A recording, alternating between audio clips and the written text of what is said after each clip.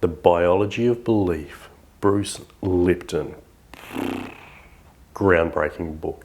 Incredible insight and theory. And before we talk really about this book, we need to talk about a word that this book really references, which is epigenetics.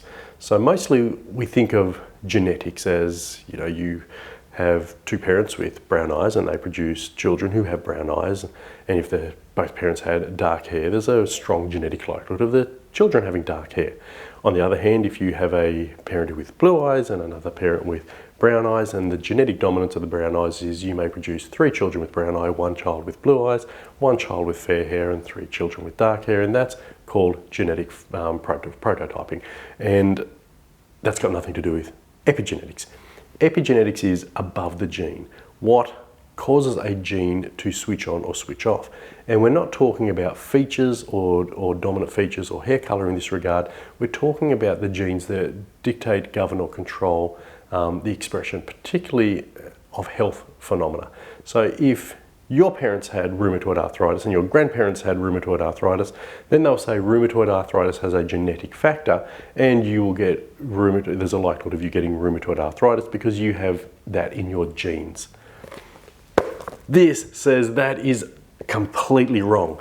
And Bruce Lipton, medical doctor, researcher, also went to become a medical teacher, and he did this incredible research that found that, well, that's completely wrong. This whole idea we have that our genetics are our roadmap for our health is completely incorrect, and it's purely based upon the fact that pharmaceutical companies can make money from potential genetic prototyping and using medications around that process. What he found in this incredible research is that epigenetics, or above the gene, there are certain things that cause a gene to switch on and another thing to cause a gene to switch off. So genes actually express themselves in and through your body through creating health and life changes.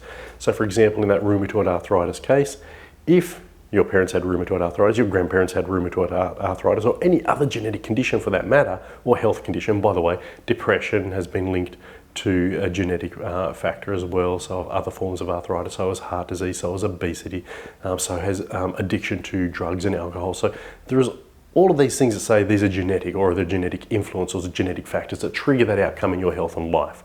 And what he found was that, again, going back to that story of if your parents had genetics, well, then you probably ate the same food they ate. You lived in the same environment they lived. You perpetuated the same thinking that they had. So the gene that is there that can express the production of rheumatoid arthritis occurs not because you have to have the condition, but because you're in an environment that causes the condition to manifest and express itself. And that is such an interesting phenomena. What is also true in that epigenetic phenomena is that if you change your lifestyle, change the foods you eat, the environment you operate in, the way that you think, you down-regulate that gene activity and no longer express the gene, and that condition can disappear. So the biology of belief is that ability to know that you can change your genetic future, to believe that you can change your genetic future simply by changing your thoughts, your behaviors, your environment, your lifestyle choices.